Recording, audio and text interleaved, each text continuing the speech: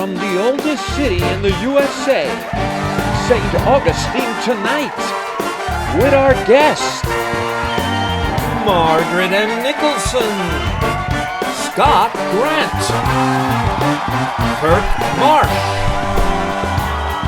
musical guest Mama Blue, and stand-up comic Dean Nimock. With your host, Jorge Rivera.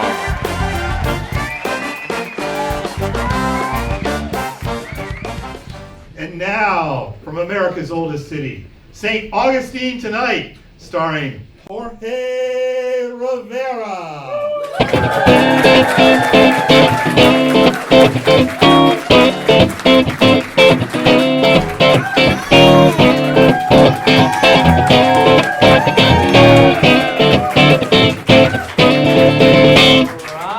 Wow, here we are, show number 2.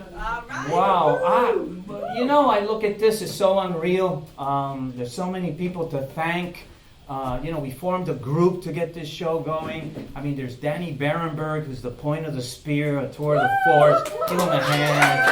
I mean, hey, he gave me this tie for Christmas. Huh? So he loves me a little bit. All right. We have people like Rod Morris, who's also been a very instrumental. He built this stage. Hey, it's good. Yeah, I think it's good. He gave me a 2-day guarantee, and so I told him not on show 2. Also, we have people like Bernadette Rivelle, who does the face thing and the social, the Facebook announcement, and she does all the social for us. We have Stephanie Fox, who works with the volunteers. We have Anna Miller, who worked on the program. Ward Clayton, oh my God, what I do. He's my PR man. He goes around. Yes. I mean, there's so many people who sit around that table, and just that's just 5 or 6 of them that I can pull off the top of my head. But there's so many moving parts to the show. I just can't thank people enough. And I really, from El Corazon, in the Corazon, I say thank you.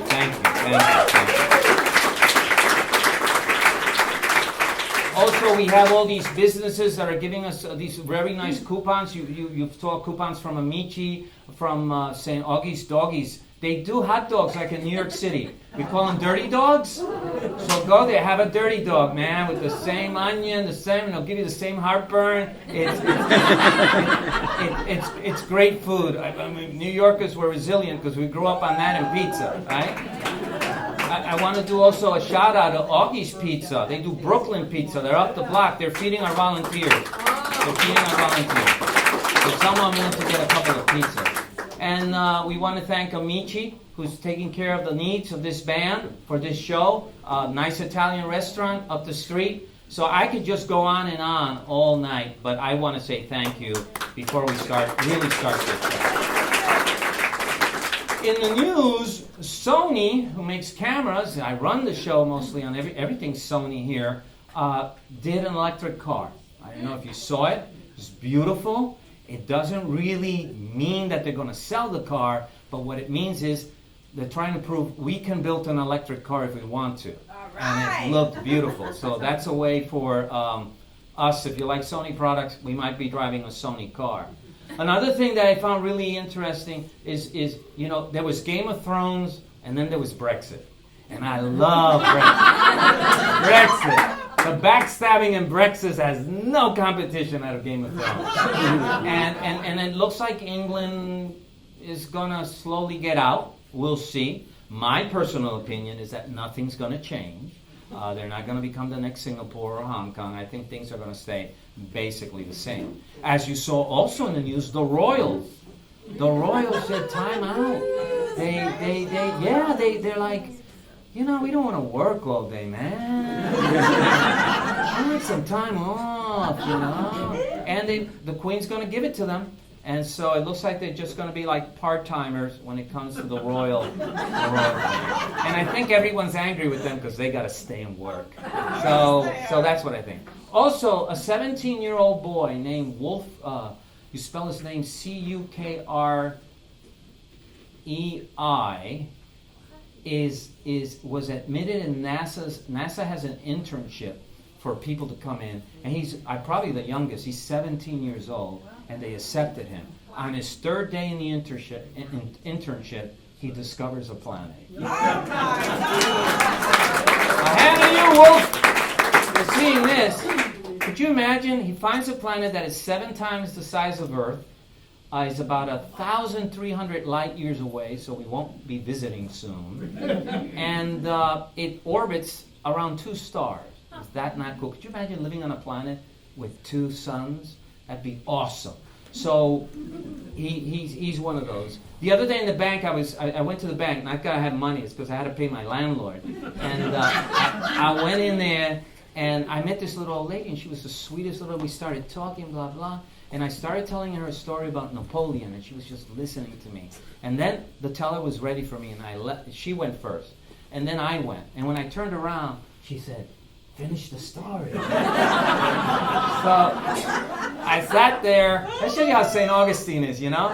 So I told her the end of the story about Napoleon not getting on the ship that went shipwrecked in the Bering Sea, which would have changed Western civilization history. But she was so sweet. We walked outside. She gave me a hug. They said, "I'll see you later." "What's your name again?" "Jorge." "All right, Jorge, I'll see you." But it shows you that this community is just full of wonderful little people, things that, you know, you can leave at your house, negative or positive. That's up to you. You make the choices.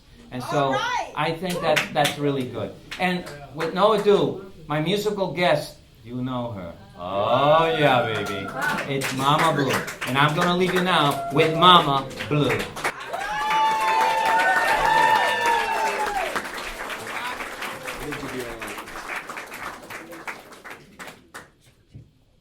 Can y'all hear me? All right. Oh, is that good? I can fix that. Because let me tell you, like, this is back, like, I did one of the first seasons of St. Augustine Tonight, and I was really excited about that. However, that was about 5-6 years ago, and I forgot what we did the first time. So I'm running my own sound. It's been a minute. So I want to make sure the sound is right. There's a buzz.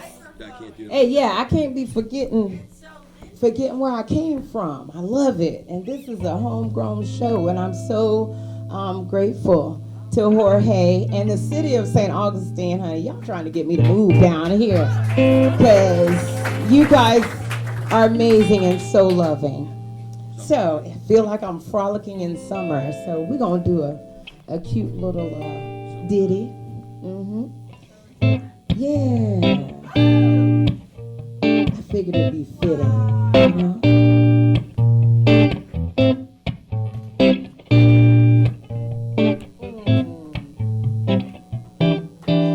Summertime and the living is easy. Fish are jumping and the cotton is high. Oh, daddy's rich and your mama's good looking. So hush, little baby, don't you cry. One of these mornings you're gonna rise up singing. Then you'll spread your wings and you'll take to the sky. Oh, but till that morning, there's nothing gonna harm you. With daddy and mammy standing by. Come on,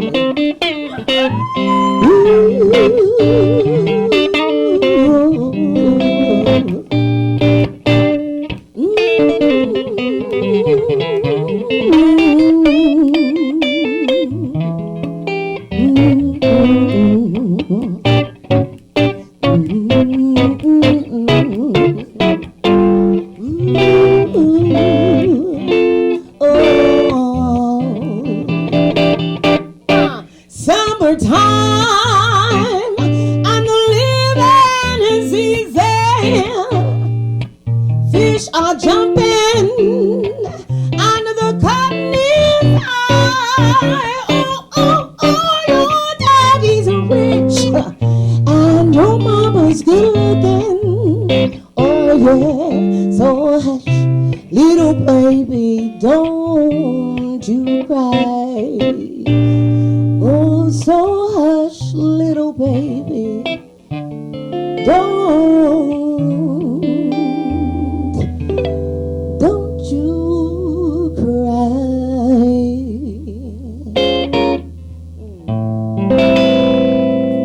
Paulie Lance, y'all. Thank you, Mama Blue. You'll be hearing more Mama Blue in a little while. When we come back after these messages, we'll do our first guest, Margaret M. Nicholson, Ph.D. That's right, Ph.D. We'll be right back. At St. Augustine Distillery, we're part of a new generation of American craft distillers. Family owned and operated, we are committed to making the best possible spirits using local agriculture. Our distillers make everything by hand, from mashing and blending to distilling and tasting each and every batch. We distill and bottle everything we sell, making sure that the spirits are just right before barreling and aging. Bottled by real people, we love showing our guests not only what we do, but why we do it. We're passionate about educating our guests to not only what goes into each bottle, but how to make the best possible cocktails. We love St. Augustine, and thanks to your purchases, we're able to give back to the community and help local organizations each and every day. Thank you for your support. Thank you for your support. Thank you for your support. St. Augustine Distillery, handmade with pride in the nation's oldest city. We're back, ladies and gentlemen. We're back with Margaret M. Nicholson, Ph.D. I couldn't wait to be on this show and get one of these cups. I've Yes. been watching all the guests take them. Pass me my cup right there, so we can have here a solidarity. Thank you. Here we are. Toast. There it is. You got your mug? I can't mess up lipstick.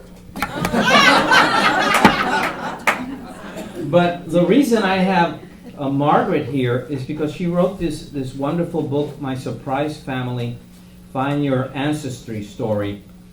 And this book can be found on Amazon, or you can buy it directly through her. But this is a fascinating little book. Tell us, what is the surprise? Well, this is me with my mom and dad, and I saw this picture every day of my life in the house I grew up in. And then I did my DNA 3 years ago, and he's not my biological father. He's my daddy, but not my biological Wow! Now that's a Marvy Povich program. You know? I had to tell you that I did 13 years before I did the DNA, so 16 years ago, a friend at my mother's funeral said, "You must have a different father.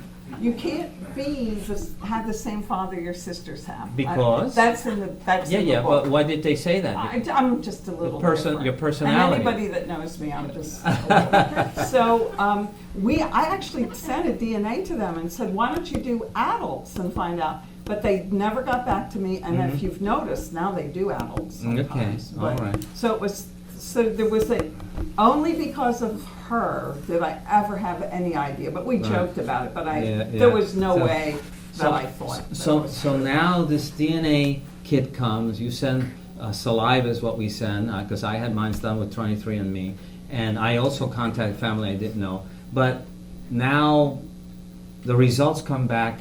And what is it that you see that suddenly says there's something going on here? Who's Ashley? Oh. I know all my cousins. Who's Ashley? So it said you had this cousin It's called this Ashley. name. It says Ashley _ 26 blah blah blah. Because you can use your real name, which I did. I did Margaret Peggy Nicholson because I've always gone by Peggy. And my mother's half sister had done her DNA. In fact, she's the one that talked me into it. And she was my first match. It's like a dating site, not, well, maybe I've done it. But you get these DNA matches, and she was the first one.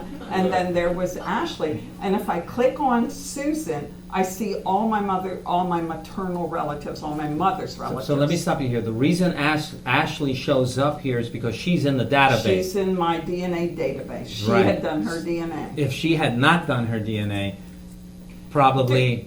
Further down, you have other matches, but they're not as close. So you wouldn't say, that's a first cousin. That Right. means you share grandparents. Right, You know? right. Or they don't tell you for sure. Right. Should I say she turned out to be a niece. Okay. Half niece. Half niece. Yeah. So the thing I found as I was reading this was you become basically a DNA expert because you just get into it because you're curious by nature.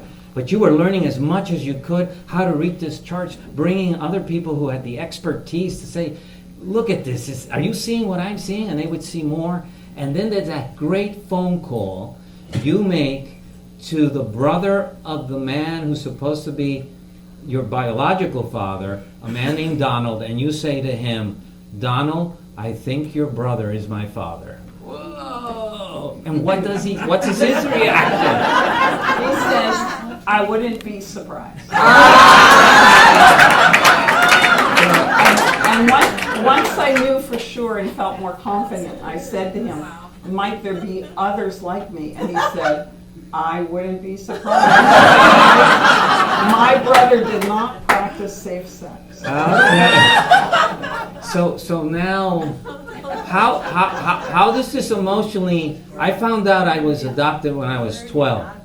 Yeah, and that really messed me up because suddenly your identity is not what you think, and you're a teenager too, and so you're very confused. But you're not 12 years old when you find this out. So you already have this very foundation of emotional structure in your life. So how did that affect you when the possibility came that your father was not biologically your father? Well, I wrote this book while it was happening, and because I had a writing group. So it's almost like a journal. Yeah, it's every week. Every Tuesday morning I have a writing group, and so as from the very beginning, I was writing these chapters. If I hadn't done that, I would sit here and tell you right now, it's, I just sort of take it for granted. It seems normal, as if I've always known. But I read that and I'm amazed because, of course, there were times when I sobbed. I sobbed, about my daddy or whatever. But I think for me, what made it so different from the stories I've heard is how embraced I was by the new people. Oh, okay. Because of the people here. Yes. And if you go through the book, there's so many lovely family pictures of her with these new relatives, even your grandson. Oh, well, that's why I did it. Noah, people who know me know Noah, and when he was 9 years old, his mom let me take him to Harrisburg because I wanted him to meet all these relatives, because I grew up around them. Because your roots are in Pennsylvania. Oh, I'm at central Pennsylvania, so I had been with all my relatives growing up. And the Nicholsons were my grandparents and so forth. That's my daddy's name and my mother's side. And because of that, I got in touch again with my mother's half-sister, which is a whole story about my grandparents getting divorced, but that wouldn't take too long. But it's a hysterical story because we found out that my grandmother is actually related to Susan's mother, who, never mind. But Susan's my mother's half-sister, and now I call her my sister because she's 3 years younger. But she said, do your DNA so we can do research on the Martins. And it was wonderful because now I have her in my life, which I didn't. I have Uncle Donald and his wonderful wife, Barb. And the other story I think that local people would find fun is that when I the way I got a hold, I know you have a Facebook page. I didn't know till tonight that this is live stream. That's it, that camera right there. Hello, America. Well, I couldn't get a hold of Ashley because she never answered the little messages inside Ancestry. Inside Ancestry.com. It didn't answer. And so Susan found her on Facebook, and I wrote and said, will you tell your mother to call me? Because her tree showed that her mother would be my half-sister. And here her sister called me, her mother called me, and she was coming through St. Augustine and said, do you want to meet and eat, and we went to Ned's. So I met my half-sister before I knew for sure she did her DNA, and that proved it. That's sweet. That's sweet. Now, this is such a journey and an adventure, because at times you look like a detective here, just writing, making all these genealogy trees, and then changing them, and finding out more and more. After the end of this journey, what do you think people should do their DNA? Not unless, like I say, all the people that would be embarrassed are long dead. I don't think that they should do it, because I grew up in I wouldn't say normal, it was a little unusual, family, but nobody knew, not my mother, not my father, no one knew, so I just grew up, and I had a stable house, a stable life. So the way it works, your mom had an affair. Oh, I doubt that she had an affair. Oh, right. Okay, she had an encounter. She obviously had an encounter. Yeah. And so she was still with the man you call your father, right? She hadn't even been married a whole complete year. Oh, it was World War II. Okay, all right. I have a whole chapter about all the different things that could have happened. Oh, yes, I found that very well. It could have been this, it could have been that. She liked to go dancing. Well, should I tell you what I really think? Okay, go ahead. Well, they had these brownouts in Harrisburg where the siren would go off. You have to run in a house and put the shades down. And my grandmother owned a little store. And I think a lot of the young people ran in there. For some reason, he got in there and everyone else left. And then he said to my mother, Mark, next week they're sending me overseas. I'll probably be killed. You could be the last woman I get to kiss. She did her patriotic duty. For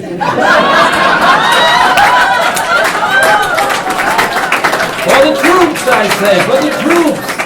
Take him onto the front line.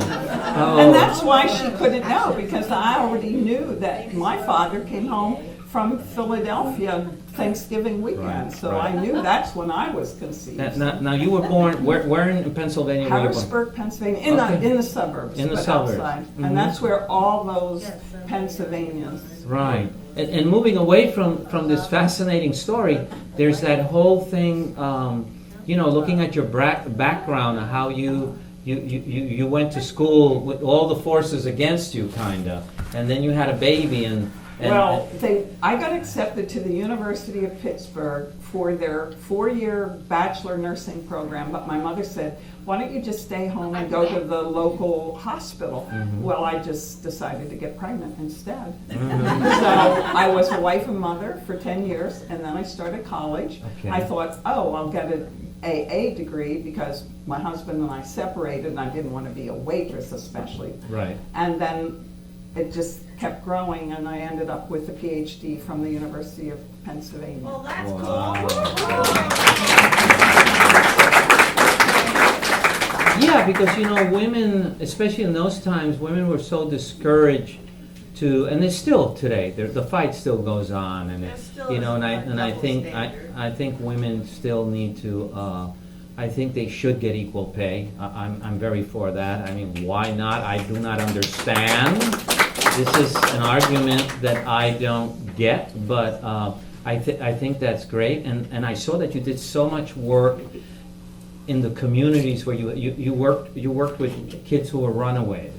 You worked with kids who were intellectually disabled. And that time they used the word retard. I was looking that up because we had that discussion. Mm-hmm. Do you know that when I was in the field in the 70s, using the word retarded was politically correct? Yes. Because before it was imbecile, idiot, and village idiot, and so forth. Mm-hmm. So words changed. But I worked with adults who were developmentally delayed and tried to help them have as close to normal a life as they could at their age. I work with hardcore unemployed I forgot about the teenage runaways. Yeah. And I did all of that. And then when you get that PhD especially I was in the Wharton School, they don't grant the degree, then you can teach in business schools. And all of a sudden you get offered more money than you ever thought you would ever earn in your life. And you get summers off. And I've traveled to over 50 countries. Yes, That's the idea. The real reason I wanted to be on here is to talk about foreign encounters, the 80,000 word travel memoir I've written. But then I got onto this, and I'm so proud that I was able to finally publish something, because I don't think I thought I had the nerve to do it. But I want to be known as my writing, not just because of the surprise fund. Right, and you are an educator, and I thank you, Yes, because there's few people as intelligent and as funny as you can be that will decide that they're going to put their energy and effort in people who are considered rejects in our society, and to give them that opportunity to say, no, you made that choice to classify me a reject, but I'm not a reject, and that they think. You also spend time in Holland and have Dutch citizenship. I do. I'm a dual citizen, and most Dutch people I know are only Americans. They only have U.S. But I lived there for altogether for 6 years, and when I came home, I thought, oh, what if I want to go back? So I applied for citizenship, and as long as you keep renewing your passport, you can keep it. Right. So. And the Germans gave me the green card, and I just didn't go back in 2 years, so I lost that to be able to die in Germany if I wanted to. I don't know if I want to die in Germany. But the thing I wanted to say is that, you've had such a, when you look back and you say, wow, could this girl from the suburbs of Harrisburg, look where I am now, look at this life. It's a movie. It amazes me. Oh. It just really, it's unbelievable. Okay. So the book can be found on Amazon or bought directly through her, and I thank you so much. Thank you. It is a lot of fun and a great adventure you have. And when we come back, it'll be our next guest. Stay right there. I want to take my picture.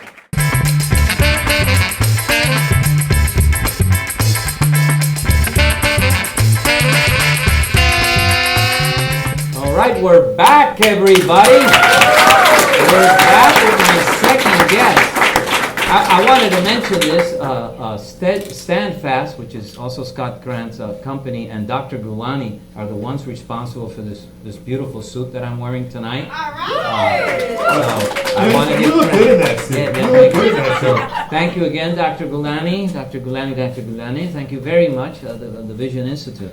But I have here one of my favorite people, though his work is in the financial world. He does so much in the historical side of what's happening in this area, what we call the First Coast area. So you're originally from where, Scott? I was born in Edinburgh, Scotland, but I grew up in Indiana, and somebody said they were too. Old Riki.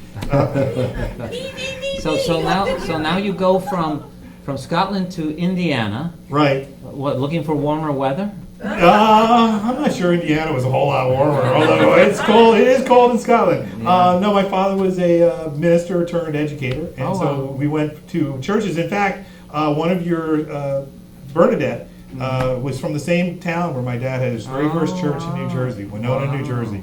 Wow! And so when you followed school, what was the direction you were going? When I went to school, I was a history major. I was planning on being a lawyer. Oh, that's where the history. That's where and my dad was a historian, so I grew up around the history, and it was always a hobby on some level. Was it some history that you dabbled in? World War II, Civil War? We talked about this once when you interviewed me before. Everybody who's into history is into the World War II and the Civil War, and those, every history buff, every history bug you meet, those are the two areas that they like. I do like those areas, and I can talk about them, but certain other areas, like the civil rights movement, is an area that really interests me, and I think you know that. I do a popular presentation here about the summer of '64. Yes. And there's some really significant civil rights activity that occurs right here in St. Augustine. Here and also in Jacksonville, because wasn't it when the Beatles were here then? Yes, the Beatles do come here in the summer of '64. On September 11th, 1964, the Beatles come here, and they integrate the Gator Bowl. So the Beatles did a lot of cool things, but integrating the Gator Bowl is my personal favorite. How do they integrate it? I mean, by contract and by statute or regulation, the Gator Bowl is segregated. And the Beatles flat out tell the city of Jacksonville that unless white people and colored people, which was the term they used at the time, are allowed to sit anywhere they want, we will not come. Ahead of the game. They were ahead of the game. John Lennon told him he would sooner give up his appearance money, which, by the way, for the whole band was $50,000. That's what they got paid to come here. That was a lot of money, though, in 1964. Yeah, well, it's a lot more than it is now. To me, it's a lot of money right now. Yeah, that's true too. Yeah, it is a lot of money right now. So that forced them, because here you had the thing with Johnson, was it, when Johnson came here? Well, Johnson comes here the same day as the Beatles, September 11th, 1964. He actually goes to Neptune Beach, up near Jack's Beach, because the hurricane had hit. Okay. Hurricane Dora hits the day before the Beatles concert. They may remember Hurricane Dora, but it comes through September 10th, 1964, and so Johnson comes to survey the damage. Wow. And he comes and he gets his picture taken climbing around the wreckage in Neptune Beach, and there's a pretty young girl, very young girl, and Johnson spied her and got some photos with her. And interestingly, she goes on to be a prominent civil rights attorney in New Mexico. That is, those little anecdotes are so crazy. I think I love the details. I mean, yes, I think people have heard me speak, and there's a lot of them. I think that's one of the things they always walk away with, like all these connections, details, connections. So because I met you. Well, I can't remember I think you called me once, invited me to your office once about this incredible story of the Nazi submarine in Jacksonville that shot a ship in front of Jacksonville, and everyone saw it. Exactly. That's how we started. You made a really great video. Thank you. It was the first time anybody made a really good video of me, so thank you. We had people try, and they usually did finish, frankly. I mean, it wasn't so much the videos were bad, they just never got done. Right. So you did that video, but that's a great story. The Germans come here, they come here twice in 1942, but the first time the submarine comes and it sinks. How close was it? 4 miles off Jack's Beach. Wow. 9:30 on a Friday night. People were dancing on the old pier. And what did they hit? They hit the side of an oil tanker with the torpedo. Oh. And the oil tanker listed hard to starboard. They put their submarine between the oil tanker and the shore. And they began to shell the oil tanker. So on the beach, people aren't sure what's happening. But once the submarine gets between the shore and the burning wreck, they can see the silhouette. Wow. And the Germans shell that ship a dozen times, wow. Simultaneously opening up with their machine gun to take out the radio antenna, so she cannot send a distress signal. Oh, wow. And there's a lot of people that like that story, and that story is great. As I did it more, and I've done it about 180 times now. And we together went to see this little old man who's as old as Methuselah. Oh, geez, you went to Phil May with me. Yes. And he was a witness. Phil May was on the merry-go-round that night. He was 17 years old. He was on the merry-go-round, and all of a sudden there's an explosion out to sea. And he's with some girls. He's way up there, so he no, the merry-go-round. He's not on the Ferris wheel. I always wanted to be somebody who was on the Ferris wheel. The Ferris wheel was working. There was somebody on the top of the Ferris wheel when the torpedo hit. I've never met that person. If you're watching out there, call me. If it was your dad, call me. But somebody was on the So he was on the merry-go-round, and he was present. And he talks about the merry-go-round going around, and then each time it came around, he can see the ocean aflame. Oh, wow. But if you remember from interviewing him, they thought it was just an accident. Right. So they get into an old Ford and head home because the girls they're with have a curfew. And they get about halfway down what is A1A now. Right. And they look out and they see this submarine and they stop. Wow. And they stop to watch the attack. Wow. Now, how many people were killed in that? 19 Americans, 2 U.S. naval personnel, 17 merchant mariners. Some of them were never found. Right. Their bodies were lost at sea. Yeah. And one of the cooler things that I think I've done was to put in a plaque in Jacksonville Beach remembering the 19 guys who died. All right. And for some of those guys, it's the only marker that exists. Now, this is the fun. Well, everything has a funny side. Is the captain of that submarine was invited to come here to one of these legions to talk? Well, he comes twice, in 1990 and again in 1992. He goes to the Mennonite Club. What was his name? He had a cool name. Gee, I'm trying to think. He had a really cool name. Yeah. He had a name like, like if you're a sergeant in the Army, your name Jennifer, is... what was his name? Reinhard Hardigan. Thank you, Reinhard Hardigan. I guess I'm getting old because that's a name I've said. I said 180 times. Right. Well, but you say the name at least 5 times in every speech. So there, Reinhard Hardigan. Yeah. He comes here in 90 and 92, and he gets invited to the Mennonite Club by Phil May, the guy that you and I went and interviewed on camera. He was the one. And Phil took a lot of flack. People were calling him up and saying, why are you inviting that Nazi here to talk? Hardigan had a saying. He said, enemies yesterday, friends today. And he signed all the books that way. So he was generally well received. Well, a lot of our soldiers are going back to Vietnam and met a lot of the men they fought. I mean, Yeah, I saw a documentary about that. It was fascinating. Yes. So that happens. But also Jacksonville, that's another story. Matter of fact, a friend in the audience sent me this article from the Pana Vidra magazine or whatever, and it was this about these they planted Nazi spies in Jacksonville and up in New York, and the ones caught here, like 6 of them were electrocuted? 6 of the 8, yeah. Basically, 2 months after the submarine, the Germans, the Nazis, land 8 saboteurs. And they 4 of them in Long Island and 4 of them in Ponte Vedra. Wow. And the Ponte Vedra guys come ashore. They go to Alice Landrum's general store and post office and catch a bus downtown. They stay at the Mayflower Hotel, the Seminole Hotel. They go to Coen Brothers, buy American clothes. So they get American haircuts. And then they get on trains headed north.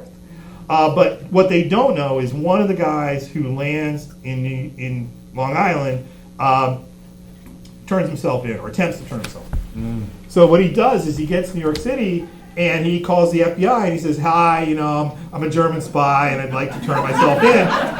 And the FBI hangs up on him. And what do you do now, right? So they got 2 of them, got on a train, and they travel to Washington. And again calls the FBI. And again, they hang up on him. They don't believe there's a German spy is going to call. But eventually, somehow, they get to the FBI. The guy whose name is George Dash empties $82,000 onto a table. And at that point, the FBI said, "Well, maybe we should take this guy seriously." But he's a German spy. Using his information, they round him up, and they round him up. They don't even last 2 months. J. Edgar Hoover rounds up all 8. In fact, they catch the last 2 because there was a 22-year-old who lands here in Ponte Vedra named Herbert Haupt, and Haupt goes back to Chicago, and he reunites with his girlfriend who actually has had a baby out of wedlock and has been taking care of it while he's been in Germany. He was an American citizen. He had gotten to Germany via Japan. Oh, wow. And so, but in any event, he goes into the FBI headquarters to register for the draft. And the FBI goes, "Hey, we were looking for that guy." Oh, wow. What an idiot. And they follow him to the second, catch the last guy. And so ultimately 6 of the 8 are electrocuted. Wow. August 9th, 1942. Did anyone have any sympathy for them at all? Not a lot. This was early in the war. Yeah. And Franklin Delano Roosevelt wanted to have him hung. Okay. That was his plan. And he specifically said he saw no difference between these guys and Nathan Hale from the American Revolution. Right. Ultimately, 2 of the guys have their death sentences commuted to 30 years in life. The other 6 are all executed on the same day in an old electric chair that was made for the state of New Jersey by Thomas Edison. They called it Smokey or something? Old Smokey. Old Smokey. It's so and dark. It lived up to its reputation. Really? It took about 7 minutes to kill each of these guys. Oh my God! They would stop and they'd kick it. It's working again. They ended up turning off all the lights in the jail so that the press outside wouldn't see the lights flicker and know what was going on. Oh wow! And the other two, what, they went prison? Yeah, they were put in prison, one for 30 years, one for life, and then in 1948, while Truman is president, he pardons them both and sends them back to Germany. Deports them, basically. Deports them, yeah. Right, Deports is the right word. And the one guy, Dash, who turned himself in, expected to be a hero. And for the rest of his life, once he gets back to Germany, they don't like him so much. Right. They're not happy with the guy because he's been a traitor. He turned in his friends have been electrocuted. And every year he seeks to come back to the United States for the rest of his life. Right. And every year Hoover says no. The captain of the submarine, is he still alive? No, not anymore, but he was. He died. Reinhard Hartigan lives to be 105. Oh my! So he died yesterday, basically. I'm thinking it was June of 2018. June of 2018. And it was funny, because I said I've done that speech about 180 times. The first 100 times, it always ended the same way. With the words, and he's still alive today, right? And the whole crowd would go, and he's 105. And whoa! You figure the life expectancy for German submarine commanders at birth is probably something like 28, 29 years old. And this guy just went way off the curve. I survived that. I'm taking off now. Yeah. I sometimes wondered. He had some amazing escapes here. In fact, after sinking the Gulf of America, he's attacked right here off of St. Augustine by an American destroyer, and he survives that. Wow. And they used to throw the depth charges, right? Some guy went out, and yes, they dropped six depth charges on his submarine, 3 of which did damage. They thought they were done for. In fact, they were preparing to abandon the submarine when the Dahlgren, the U.S. destroyer, just heads off to the north. And it's been dispatched from Miami to go where they had been 2 days earlier. Right. So it just leaves them, not knowing the submarine they're looking for is right under them. But a local guy, I forget his name, takes out a boat that night, like a rowboat. And because you could see from shore the flashes of this battle, and he picks up a piece of the submarine. And when Hartigan comes, this guy shows up and says, This belongs to you, pal. This is a part of your decade. Oh, my. And apparently Hartigan looked at it and said, that might be from myself. Yeah, wow. Wow. Oh, and now in the whole thing of civil rights, I saw you, I was covering an event of the plaque for the rabbis. Right. That was there, and I saw you there. And there's a couple people in the audience who were part of that. We put in a plaque for those rabbis that were arrested on June 18, 1964. Yeah, a lot of people don't realize the largest mass arrest of rabbis, I guess other than Nazi Germany. It's the largest in the United States. Yeah, the largest in the United States. Okay, in the United States. And they went, the Why We Came, that letter is so... It's a beautiful powerful letter. So if you ever want to Google Why We Came, Rabbi St. Augustine, they write it in the cell. They're all crowded. To punish them in a way, they stick them all in one cell in a hot summer day, and they're all like no shirts on, and they take a pen and pencil. And I think it was the papers that was their arrest paper or whatever. On the back, they wrote this beautiful letter called Why We Came.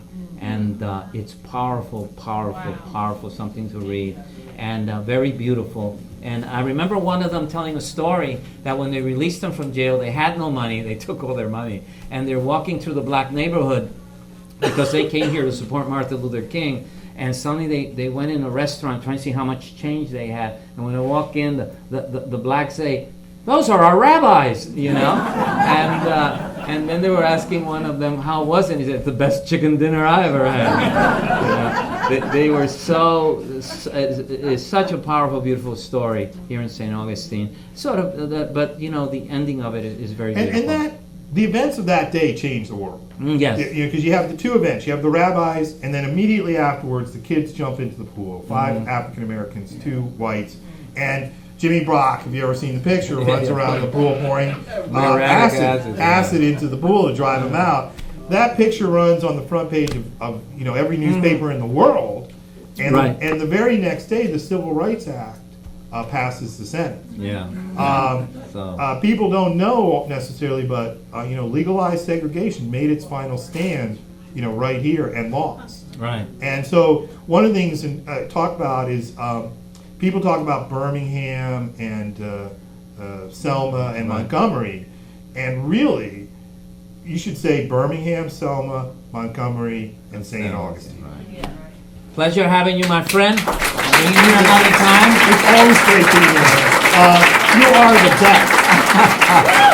And I got a nifty cup. Yeah, you got a cup to take home. Stay right here. You want to take that? We'll be back after. Well, no, we're having an intermission. We're having a 15-minute intermission, and we'll be back.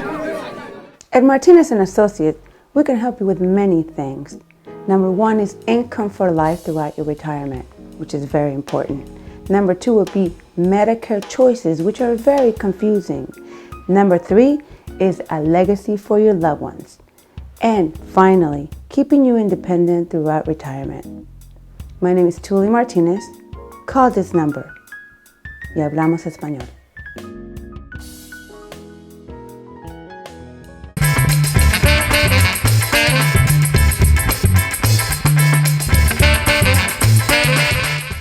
I want to leave you with the fabulous Mama Blue.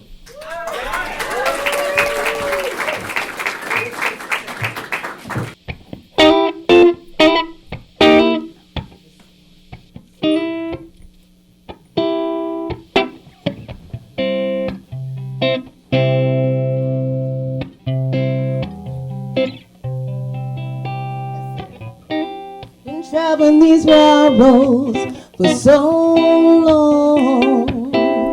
My heart's been far from you, 10,000 miles gone.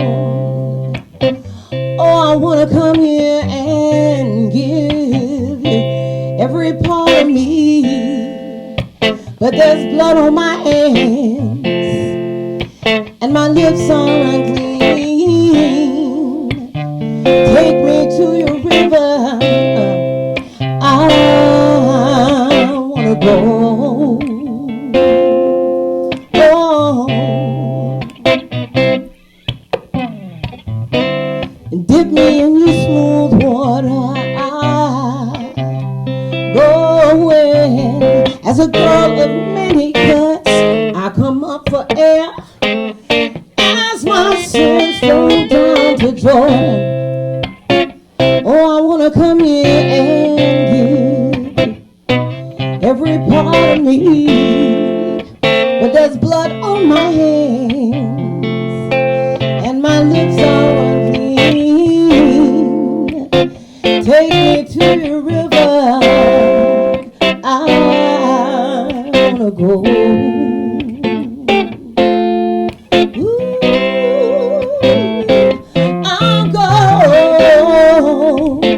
Take me to the river,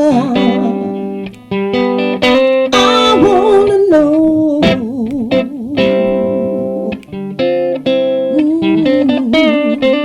I wanna go. I wanna know. I wanna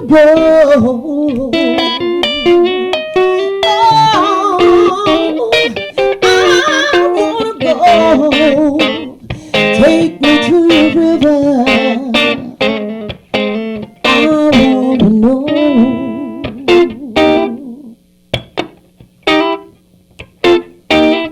I'll go. Take me to your river, I wanna go.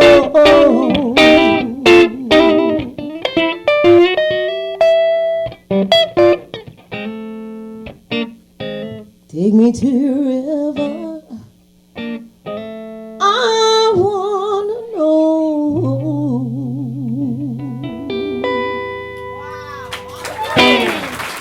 Paulie Liz, y'all. Mama, no, you keep that microphone. I got mine. Yeah, But you also did it. That's right. He gets a clip on. I gotta carry this heavy. yeah, this heavy But thing. that's how I get these muscles. You. It's funny, you were here at the Corazon with me when I did the first show, and yeah, that was about 3-4 years ago. Here at the Corazon, we were in the other theater at that time, the smaller, the very narrow little stage, and we managed. It was great. Carla gave us the place, and so, like here, we did the show. And so, what are you up to? What's happening, man? And then when I first started this, it was like on a dare, actually. You know, me doing the whole music thing and making that. I was gonna be a psychologist, believe it or not. And somebody was like, you're not gonna make it doing something like that. And I was like, all right, let me show you. And I started out pretty much 5 years later, here I am, which is amazing. And I'm really excited about the fact that I need a psychologist now. After but anyway, Sunday, actually, as a matter of fact, Sunday, with all this is crazy. But and I'm thankful and grateful for that, though. And St. Augustine is like a second home to me. But I will be at St. Cyprian's on Sunday with my a cappella group, actually, doing the Martin Luther King service there. And let me back up, because in Jacksonville on Saturday I'll be doing the Women's March, which it starts at 11 o'clock, from 11 to 2, and I'll be singing for that, and then we'll march, and then I'm gonna hit it down here, because the nightlife in St. Augustine is where it's at. So I'll be coming down here and spending the weekend after the Women's March, and then I'll be doing a slew of other things in St. Augustine. But the biggest thing for me right now that's public would be for Women's History Month, I will be doing a Beaches Chapel concert on March the 16th. And if you can get tickets for that, please come, because it's music all written by women. I get to write some poetry and introduce that to the world, and sing some songs pertaining to the plight of the feminine. Yes. Yes. You're a beautiful and the strength of the feminine, though. Don't get it twisted. You're a beautiful human being, and I just saw you at Lincolnville Jazz at the Excelsior. You killed it. You killed it with that band. That horn man was wicked. Oh, thank you. And it was really, really good. So I thank you for coming to the show. And I know you'll play another song at the end. So let's give Mama Blue a hand. And we'll be back with Dean Nimock for a little comic relief. Thank you, sweetie.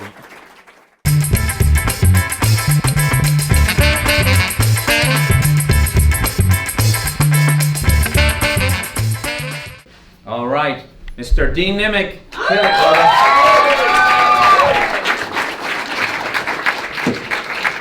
This has been an amazing show. Awesome show.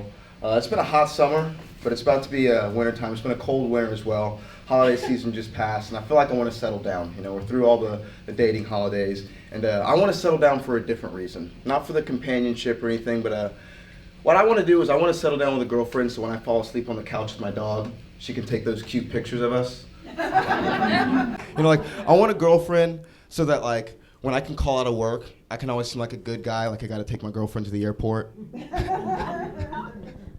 But no, like, we're through the holidays, and like, it's about to be Black History Month. We get a weird month in February, and Black History Month is one of those things that got me thinking about like what we do during the holidays. And certain holidays we decorate, you know, through Christmas and through Halloween. We put up the Halloween decorations. But I was thinking, like, what could we do for Black History Month, you know, to decorate, really get in the spirit, get in the mood. And I was thinking, like, man, what we could do is for a whole month, you know, wrap our couches in plastic, you know. You know, like, or for like the whole month, just put lotion on our countertops to keep the bad spirits away. That's why we do that, for the bad spirits.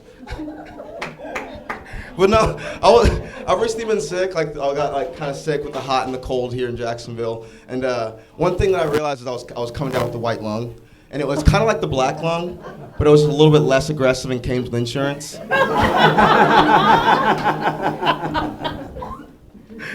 I'm getting over it now, though. You know, it's the copay. But I recently started getting really serious about stand-up, and I quit my 9-to-5 job. That way I could do some part-time work and be more available to travel and go to mics and things like that. And I've had to budget back. So like, as I've been here, I've been drinking water, and I don't go out as much and try not to do a lot of social things. But the thing that saved me the most money as I was trying to budget back was I just stopped going to church. And I was just running the numbers, and after I went through all the figures, I figured the fastest way to save 10% is by switching to atheism. Just made the most sense. It just got me thinking, I've always been competitive. I played sports my whole life. I lived here in Florida. I've played almost everything except for hockey. And I was thinking, like, when I get to heaven, like, I want heaven to be competitive. You know, I want it to be my kind of heaven. I want to get to heaven and be able to play basketball with Kobe Bryant and Michael Jordan and some of the greats that passed away. But in my version of heaven, it's competitive, you know? So, like, what I don't want to happen is I don't want to roll my ankle and get dunked on by Michael Jordan. You know what I mean? And, like, and end up, like, as a poster in God's room for all of eternity, you know? That's not really my version of heaven. That's not how I want to be remembered. Or, like, the other thing that got me thinking about religion is, like, I grew up black in a white neighborhood, so like I had a bunch of different dynamics growing up. And one thing that I learned was stereotypes. And one thing that stereotypes like I fall under is I'm always late to things. And I was thinking like back in biblical times, like I couldn't imagine like hearing about the miracles of Jesus from across the land and taking my family and saying, no, we're gonna go across and we're gonna go travel and see Jesus. And we start walking and we get to the town and we get there and we find out Jesus is dead. And we're bummed out, and we're thinking, we're looking at each other, you know, we missed him, but there's going to be a second coming, he'll be back, we're going to go back home, we'll get him next time. So we head back home, and we're walking, and we're kind of sad, and our heads are down, and we get to the outskirts of the city, and this guy on a horse rides by. And he said, he's risen, he's alive, he's back. And we're like excited, and we walk back into the city, we're going to see Jesus, we're going to see him, we're going to see his miracles. And we get back in, and he's dead again.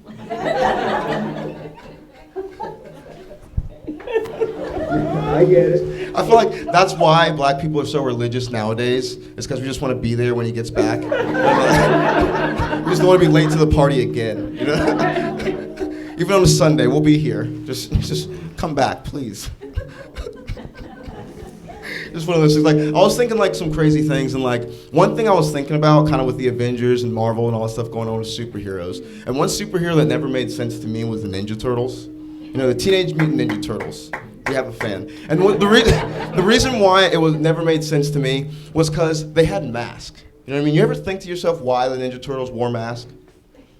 Like they're the only 6-foot turtles walking on 2 legs. And they call each other by their full names. And they have the audacity to wear scarves over their eyes. You know, even Bruce Wayne wears a mask, you know?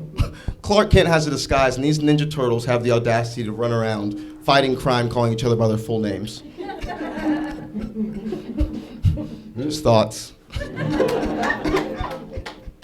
Other things I was thinking about, like, I was thinking about how to be like Michael Jordan. I was talking about Michael Jordan before, and one thing I respect about Michael Jordan and being competitive is that he was one of the most competitive people that ever walked the planet. You know, got 6 championships rings. He's one of the greatest of all time. And I was thinking back on his legacy, and you think he ever gets upset or like frustrated when he hears little kids say Kobe?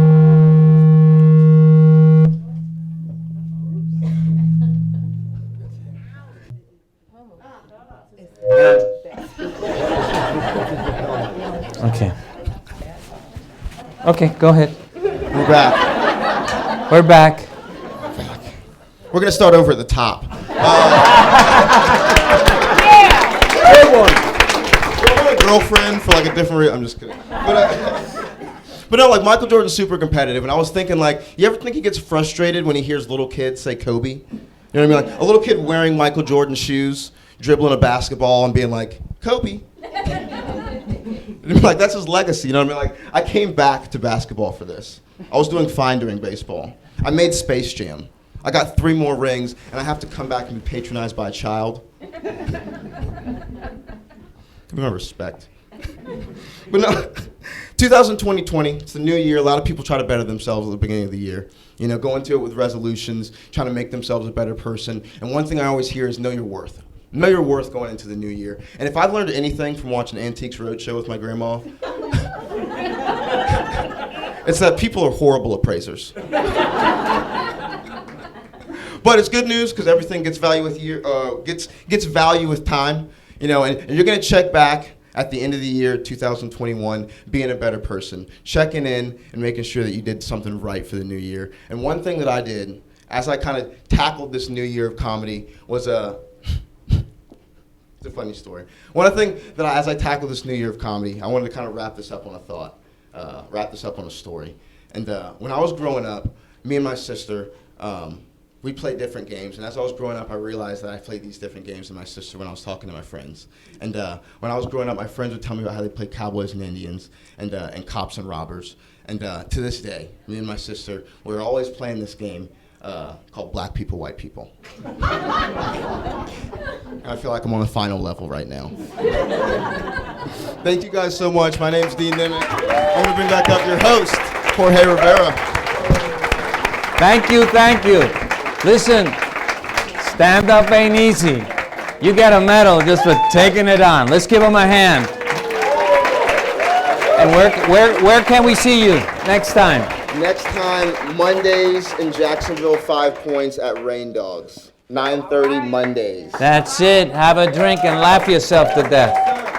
Thank you. We'll be back with our last guest.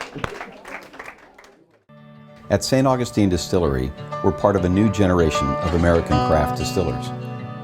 Family owned and operated, we are committed to making the best possible spirits using local agriculture. Our distillers make everything by hand, from mashing and blending to distilling and tasting each and every batch. We distill and bottle everything we sell, making sure that the spirits are just right before barreling and aging. Bottled by real people, we love showing our guests not only what we do, but why we do it. We're passionate about educating our guests to not only what goes into each bottle, but how to make the best possible cocktails. We love St. Augustine, and thanks to your purchases, we're able to give back to the community and help local organizations each and every day. Thank you for your support. Thank you for your support. Thank you for your support. St. Augustine Distillery, handmade with pride in the nation's oldest city. We're back, ladies and gentlemen. We're back after a little comic relief, a little music. Can't get any better. And I'm here with Kirk Marsh. Now, first time I met Kirk Marsh was he was at the Bernardo Circus. First time they were here. He's a graduate of a clown school. Woo-hoo. Anybody else? Yeah? No. Okay. And so, right. and so I saw him just mesmerize the crowds with a lot of things like that, and interactive with the audience, a banana routine. But what a lot of people don't know about Kirk is that he's also has this artistic side, though that's an art form, but another artistic side, and we're going to talk about that. I'm very serious. I'm an artiste. Yes. So Kirk, talking with you. Forgot the wig. Talking with you was that one of the things that I found very interesting was that you were in a very homogenized society when you grew up. Very. Yes. Yeah. And so it was. How old were you when you went open into a world of all these different people? So I was really fortunate to go to Ringling Brothers Martin Bailey's Clown College when I was about 20. Right. And that was basically the first experience that I had. And we were in Sarasota, and I was like, oh, there's people of all sorts of colors. I grew up in Iowa where there was like one guy that was in town that happened to be of any color. So yeah. He just went to the beach. Amazing. And so here's the thing. So did you know when you were like in high school and going to that you were headed to something like Clown College or Ringling Brothers Barnum and Circus? My assistants appear everywhere. So did you feel that was your calling, or did it happen out of just serendipity, or what? There was a lot of serendipity in that. I was really fortunate. My parents were cleaning out their house because they were selling their house, and I found the program book from when my grandparents took me to the circus when I was 12. And I was looking through it, and I went, I wanted to do that. I've not been doing anything like that or anything. And I was halfway through college, and I had zero idea what I wanted to do. So I sent them a letter because it was '97, and I filled out this little letter, and I sent it off to them. And then in a couple of weeks, I got a letter back from them that said there's an audition coming up, and come on out to the audition. It's in St. Louis. It's just about 3 hours away from where you're going to school.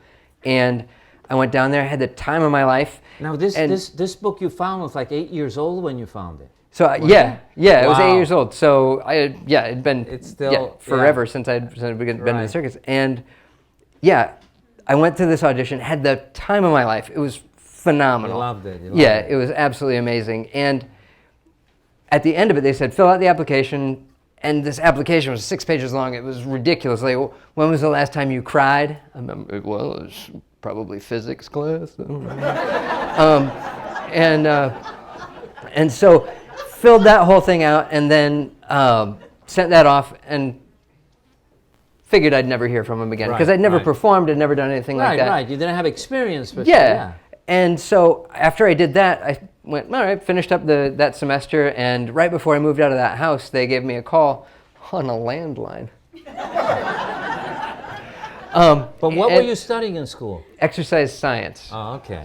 I mean, look at me. I mean, no? All right, I'll work on it. So they call you on a landline. Yeah, they called me on a landline, and I was just about to move out of that house. I would have never heard from them. Right. And they said, hey, make a video, and in that video we'll determine whether or not you or these other people that make a video are going to go to clown college. Yeah, a material. Yeah, and I went, wow, does anybody have a camera? Wasn't like you could just go, oh yeah, film it. Yeah. You didn't have that. So it was unbelievable. I found all these people who got to help me put some stuff together, and I got into clown college, which was amazing because it was the last year. What was it that was so exciting about it? I mean, you'd never been to I grew up in Iowa. Anything's exciting, Jorge. Just potatoes. You grew up different place than I did. I did. Yeah. I did. I had to run a lot too. Yeah. So Me too. I did a little physical, whatever. Yeah. So you find it fascinating. You go to school. How long was that? It's only 8 weeks. Intense? Is it intense? It was super intense. We'd get up at 8 o'clock. We'd be there at 8 o'clock warming up, and then we wouldn't leave until about 10 o'clock at night. And then after 10 o'clock, you had to practice all the things that you needed to get done for the next day. So then you'd stay up until midnight or 1 and then work on that stuff and then go to bed and get up and... Wow. Yeah. Wow. So it was great, though. But you loved it. Changed my life. So at the end, you graduate. Yeah. What do you do with a clown diploma? It's a fantastic question that I'm still asking myself today. So I went and worked with a magician for a couple of years as a middle act for him, and then after that I went on tour with Ringling for a year and toured with them, and then after that I went out to Vegas and San Francisco and traveled all over the U.S. and then eventually ended up on some cruise ships, and I started working with some other comics on the cruise ships, and then came down to Orlando about 2004, and then have been working on building an act since then, and then went out with my own show 2008, 2009 for the first time, and then around that time until 2015 I was on cruise ships off and on for... Wow. Okay, so you've been doing that. But the reason I brought you here, other than you're a fantastic clown... Wasn't that? No, not that at all. See. It's we put postcards on all your chairs. You took a point and shoot camera, and you started taking photos. Yeah. And you discovered photography as a... Yeah, it's my invention. Yeah. He's the man. Yeah, I mean, those camera things, all me. But I did. I discovered photography. I got a little point and shoot camera, and I loved a couple of the pictures that I took, and was like, I'm an amazing photographer. But what were you taking pictures of? What were you taking? So at that point, I was taking pictures of clouds. I'm amazing. No. I took a couple of pictures of rays of light coming through clouds, and I took a couple of pictures of other boats and things like that when I was on tour or something, and thought, that's just incredible. It's amazing that you can capture that moment and really have that moment forever. Right. And so through that, I then upgraded a little bit better camera, and then upgraded to a little bit better camera, and then everybody was like, well, the only reason you take good pictures is because you have a great camera. Oh, yeah. And I went, well, okay, take this. So I bought another point and shoot and did a photo portrait project that was all self-portraits for a year. So I did 365 self-portraits. I'm vain. So one a day? One a day. I did one portrait every day, and the rules were... And you're the one the portrait is of you. Yeah. All of them. And so you can... I know. I don't know why he invited me either. But yeah, so with that, what we did was the rules were I had to click the button myself. I had to edit the photos, get everything done, and then have it all edited before I went to bed at night. So, and segue, the reason I'm here is because I have an art exhibit at the St. Augustine Clay County Administration Building Rotunda. That's a lot. Yeah, it's a mouthful. It's a big, long... It's there now. Yeah. Go to the Rotunda. It's incredible. You remind me, when I see your photography, your color, and it's very surrealist and environmental. Yeah. You're in all these landscapes. Sort of a Dali-ish feel to your photography. Yes. That's awesome. It is. Thank you so much. Thank you. The way he distorts things, the way he gives... And all your photography also has movement. There's only a handful of photos where you're really still. All of them, either an umbrella is carrying you, or you're floating or flying. I mean, you got to see his photography. It's just unbelievable. Yeah, and huge thank you to Danny Berenberg and Rod Danny Morris. again! Oh my God, wherever he is. And Steph as well. Thank you so much for your help in making this happen, because right now my schedule is super crazy, and I'm trying to run up here and do this, and it's wonderful to be there. So if you told someone this art form that you're doing of using photography and graphic art and the themes behind it, where you're in it, how would you describe it to someone? I mean, in a nutshell, a layman who probably doesn't have concepts of photography or... I would say it's digital surrealism, and for what I'm creating with what I did with the self-portrait project anyway, was to try and convey stories that people could relate to, and you could see a before and an after. You could imagine a before and an after, and I'm in the middle of creating what's going to happen next.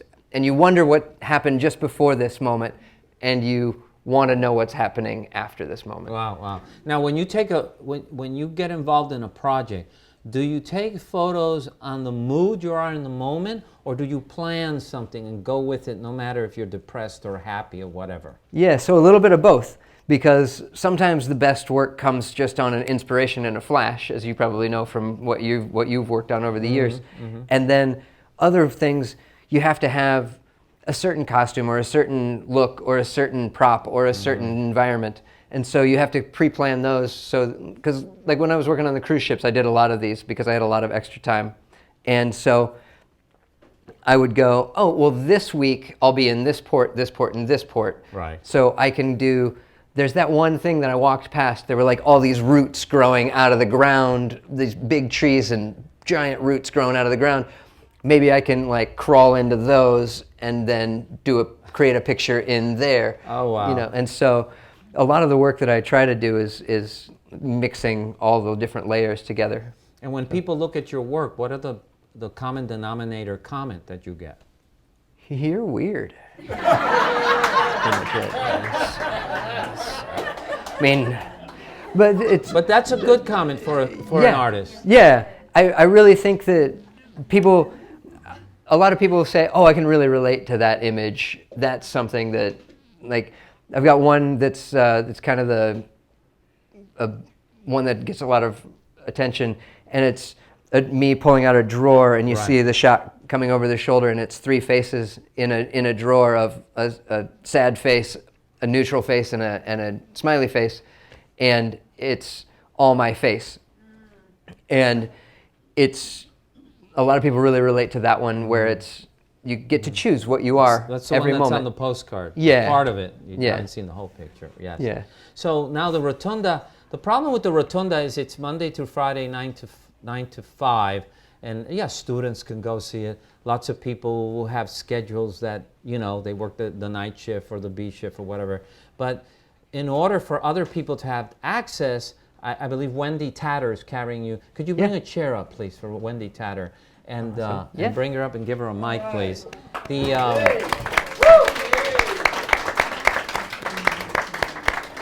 And so guide her up. Let's bring her up here real quick. Yeah, come up this way. Just sit on the chair. Yeah, we have a mic for you over here. Make sure it's on. Just don't sing a song. Oh, I don't. Okay, all right. Okay, just give her a mic. So fancy. You can talk to like talking two mics. So now you as someone who owns a gallery and is an artist herself, now you're carrying him in your gallery. What do you think of his work when you look at it? Oh God, the pressure. No, you don't have to lie right now. It's okay. You can tell the truth. No, I absolutely think it's... Get it close to the microphone. I feel like his work is really worth looking at because every single picture is a whole study in a different world because there's skies that go nowhere and there's him flying through things and it's just, it's very magical. When I first saw his work, I was thinking, oh my God, he's a clown. I don't know. And then when I saw his work and now that I've met him, I like clowns. Yay! Winning! I really truly believe that you must come to see his show at my gallery on the 19th. It's from 4 to 8. On Sunday. It's really worth seeing. His work is phenomenal. And your in regular hours, what are your hours at your gallery? My regular hours, his work will be in there for 3 months and I'm open from 11 to 5 every day except Sunday and Monday. All right. Okay. Thank you so much. Yeah. Thank you both. Yeah. Man, I could just, I bet if I was a psychotherapist, I'd have a blast. But your art... Where did Mama Blue go? She's a psychologist. She could help. Yeah. But his art is something that you will stop in front of that picture and your mind will spin and the feelings, you know. Art, I usually feel it here, though it comes intellectually, but there's sometimes an emotional because maybe of the colors or the shapes or what you're seeing. But you cheat yourself from a wonderful exhibition if you don't go to the Rotunda or you don't go to Wendy's gallery. So kudos to you. Let's give him a hand. Thank Kirk, you. Marsh, Thank you for sharing in St. Augustine. Thank you. Your work, my brother. Thank you. Thank you so much, Jorge. When we come back, Mama Blue will close the show with a song. Martinez and Associates, we can help you with many things. Number one is income for life throughout your retirement, which is very important. Number two would be Medicare choices, which are very confusing. Number three is a legacy for your loved ones. And finally, keeping you independent throughout retirement. My name is Tuli Martinez. Call this number. Y hablamos español.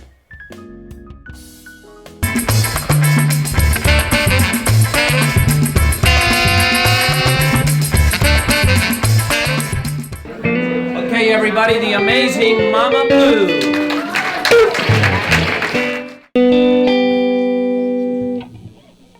All right, let me say this right quick. This is a song I wrote a while back, and it is a love song to my audiences. So it's called A Little Faith, and I hope you like it. Thank you. Lord have mercy. I can't explain it. No one can change it. But I feel for you. The tribulations and trials. Baby, you name it. All through every step of every mile. I'll walk it with you.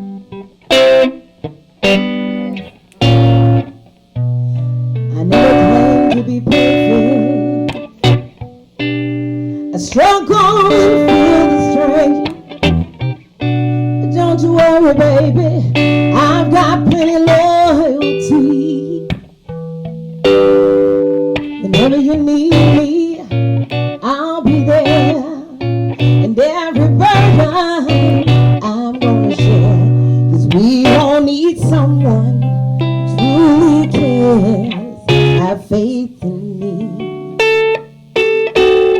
Whenever you need me, I'll be there. I'll be there.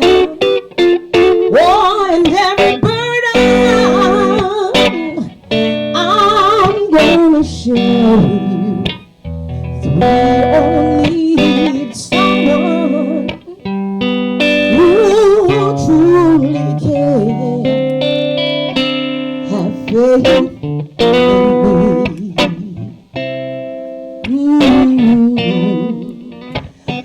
Rise above it all. Ain't no shame in falling. And right now you may be crawling. Yes, but you'll walk again. Reach out and start calling. The fear lives inside. And mama's here and I'm all in. 'Cause you can't fly without a friend. Oh, no, no. I never claimed to be perfect. I struggle and feel the strain. But don't you worry, baby, I've got plenty loyalty. Yeah. Don't you worry, baby, 'cause I've got plenty loyalty.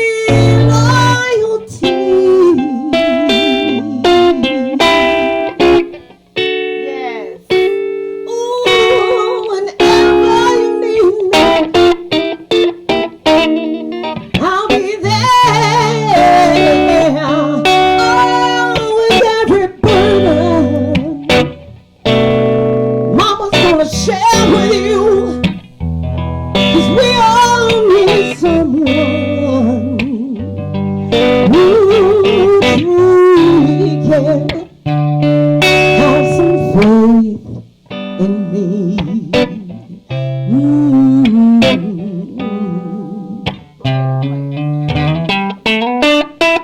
And I want to thank Polly Lentz and thank you, Jorge.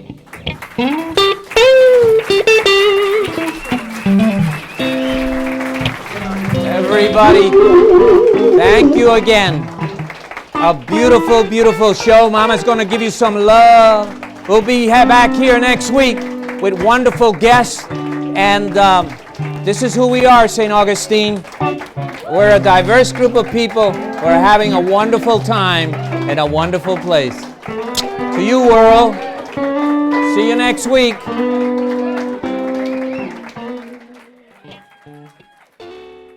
Testing, testing. Let me try the first joke just to break out. I just came from a pleasure trip. I took my mother-in-law to the airport.